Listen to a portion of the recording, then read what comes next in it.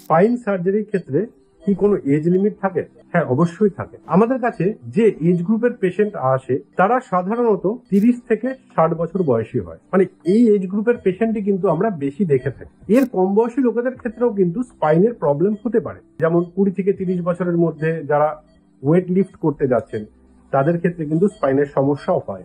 আবার বয়স্কদের ক্ষেত্রে ধরুন 60 বছরের বেশি বয়স যাদের, তাদের কিন্তু অস্টিওপোরোসিস জনিত রোগের জন্য স্পাইনের ফ্র্যাকচার হতে পারে, অথবা কিছু ক্ষেত্রে আমাদের যে নার্ভ গুলো আছে সেগুলো স্পন্ডাইলোসিসের কারণেও চেপে যেতে পারে। তো সেক্ষেত্রেও কিন্তু অপারেশনের দরকার হয়। তবে 70 বছরের উপরে যাদের বয়স তাদের ক্ষেত্রে কিন্তু আমরা এই যে ওপেন স্পাইনের সার্জারি সেটা কিন্তু আমরা করার আগে দুবার ভাবি, কারণ এই পেশেন্টের আদার অ্যাসোসিয়েটেড যে প্রবলেমস গুলো থাকে, মানে ধরুন কারো সুগার আছে বা উচ্চ রক্তচাপ প্রেশার রয়েছে, তাদের ক্ষেত্রে কিন্তু এই অপারেশনটা করা যথেষ্ট ঝুঁকিপূর্ণ হয়ে যায়। সেক্ষেত্রে আমরা কিছু কিছু মিনিমাল ইনভেসিভ প্রসিডিওর, মানে ধরুন এই ব্যথা যে হচ্ছে ওনার, সেই ব্যথাটা কমানোর জন্য কিছু ইনজেকশন দিয়ে থাকি, এবং আমরা পেন ফিজিশিয়ানদের কাছেও কিন্তু ওনাদেরকে রেফার করে থাকি, যাতে ওনার যে ব্যথাটা সেটা অনেকটা লাঘব করা যায়। তো বোঝাতে পারলাম যে ইউজুয়ালি কিন্তু আমরা 70 বছরের বেশি পেশেন্টদের স্পাইনের অপারেশন